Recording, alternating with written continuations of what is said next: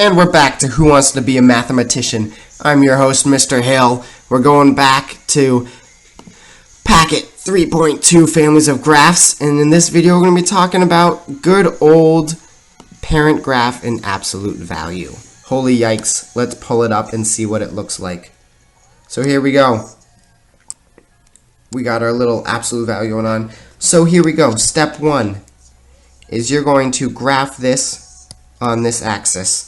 Pause me, take a few moments, get into it. Alright, so you should have paused me, you should have done it. We know our -4 is attached to our quantity, so that means we're shifting down 4, 3, 4. Parabola looks like this. How crazy is that?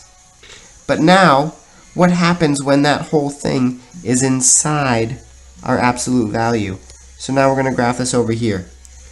So what happens when we have the absolute value of numbers? What is it done? It becomes positive. So this has to be greater than 0. Where's our 0 line? It's here. So everything has to be above it, because this is when you're greater than 0, when you're above it. So make sure that you know where you're being above it. So what does it look like? It looks like x squared. If I have a -4 and it turns positive, what does that become? It becomes a positive 4, 3, 4. So our old graph looked like this, right?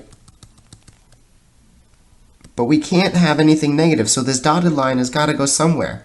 Well, if it's going somewhere, then I don't know, maybe it goes in the positive. So we already figured out that our -4 shifted to +4, so everything else is going to look the same, just positive.